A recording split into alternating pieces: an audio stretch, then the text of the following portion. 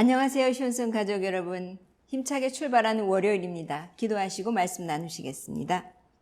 사랑의 하나님 감사합니다. 오늘 이 아침도 말씀으로 우리가 하루를 깨우고자 하나님 앞에 모였습니다. 오늘 말씀으로 은혜 받게 하시고 이 은혜로 하루를 살아낼 수 있는 놀라운 하나님의 성도들 되게 하여 주옵소서.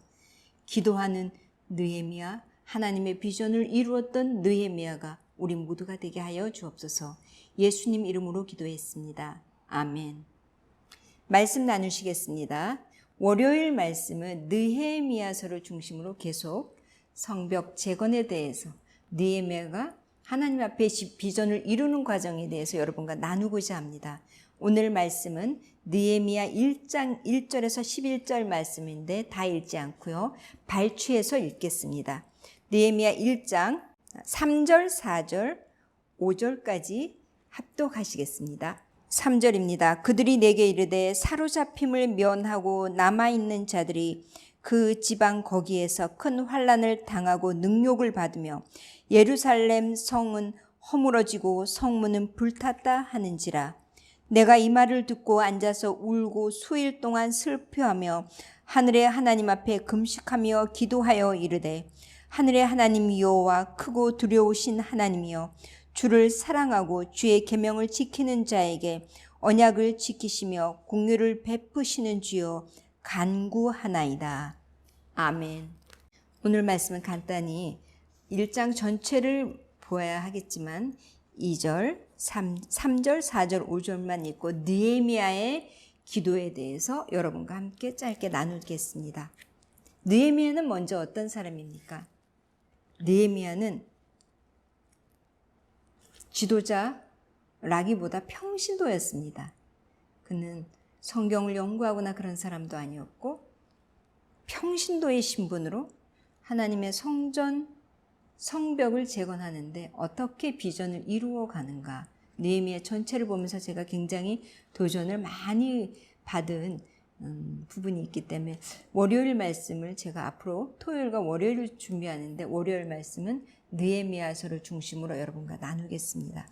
먼저 느헤미야 1장 1절에서 그리고 3절까지의 말씀을 보면 느헤미야가 수산궁에 있는데 형제 하난이라는 사람과 두세 사람이 옵니다. 그 사람들에게 묻습니다. 예루살렘의 상황이 어떠냐고 물었는데 그 지방에서 예루살렘에서 큰 환난을 당하고 능욕을 받으며 예루살렘 성은 허물어지고 성문도 불탔다는 이야기를 듣습니다. 4절 말씀에서부터 웁니다. 슬프고 금식하고 그래서 울고 기도하는 모습이 4절부터 나옵니다. 저는 오늘 느헤미야의 기도에 대해서 여러분과 함께 나누고 싶습니다. 내 나라가 내 민족이 아파서 힘들고 지치고 능욕을 받고 환난을 당하고 예루살렘이 허물어지고 성문이 불타는 이 사건을 들으면서 예레미야는 울기 시작합니다. 솔직히 예레미야의 환경은 풍족한 상황이었고 어려운 상황이 아니었기 때문에 굳이 예루살렘에 있는 같은 동족들이 어려움을 겪는다고 해도 예레미야 입장에서는 크게 슬퍼하지 않아도 될 일일 수 있습니다. 그러나 느헤미야는 끊임없이 하나님 앞에서 자기의 동족과 민족을 생각하는 사람이었습니다. 먼저 5절, 6절 말씀을 보면요. 여러분 성경을 펴서 보시면서 나누시기 바랍니다. 5절, 6절 말씀에 하나님께서 응답해 주실 것을 간구하는 장면입니다. 느헤미야는 알고 있었습니다. 하나님이 어떤 분이시고 하나님이 어떤 성품을 가지고 계시고 그리고 하나님이 어떻게 역사하실 걸 다 알지만 그래도 간절히 간구하는 모습입니다. 하나님은 크고 두려운 분이고 하나님을 사랑하고 계명을 지키는 자에게 언약을 지키시고 공유를 베푸신다는 고백합니다. 하나님이 어떤 분인지 분명히 알고 선포하고 기도하는 느헤미야의 모습을 보면서 여러분과 저에게 나누는 적용되는 첫 번째 적용은 우리도 하나님을 분명히 알고 하나님 앞에 하나님의 존재에 대해서 선포하고 우리가 기도하자는 거죠. 하나님은 어떤 분이신가? 우리에게 어떻게 역사해 주셨고 예전에는 어떻게 하셨고 지금은 어떻게 하시고 그 동일하신 하나님께서 우리에게 어떻게 하실 것인가 우린 다 알고 있지 않습니까? 믿음으로 우리가 믿고 의지하면서 간구해야 합니다. 두 번째, 이스라엘 민족 공동체를 위해 울고 기도하는 느헤미야의 모습을 봅니다. 동족의 죄를 자기의 죄로 여깁니다. 흔히 우리가 이웃이 죄를 지어도 때때로 어떻게 저럴 수가 있을까 하지만 그 죄를 내 죄로 고백하고 우리가 공동체의 죄를 함께 회개해야 합니다. 나와 내 아버지의 집이 범죄하였음을 회개한다고 고백하는 장면이 나와 있습니다. 여러분, 내가 짓지 않아도 우리 공동체에 속해 있는 누군가가 죄를 지었다면 그로 말미암아 그것이 공동체 전체의 죄가 되었고 공동으로 우리가 어려움을 겪고 있다면 우리가 하나님 앞에 그 부분을 놓고 기도할 때 그들의 죄가 나의 죄임을 고백해야 합니다. 느헤미야는 민족의, 나라의, 그 공동체의 죄에 대해서 주님께 고백합니다.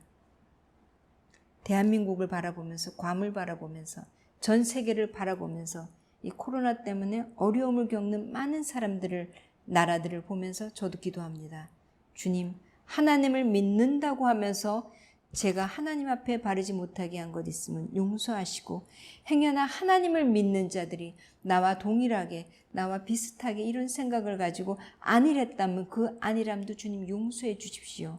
주님 오실 날이 멀지 않았는데 주님, 우리가 회개하고 다 같이 하나님 앞에 온전히 서게 해 주십시오. 그런 기도가 간절히 나오는 이 시간, 이때입니다. 저만 그런 것이 아니죠. 저희 교회 성도님 이외에 다른 교회 사모님들과 선교사님들과 다 나누어서 이야기할 때 동일하게 이야기하십니다. 우리의 죄라고.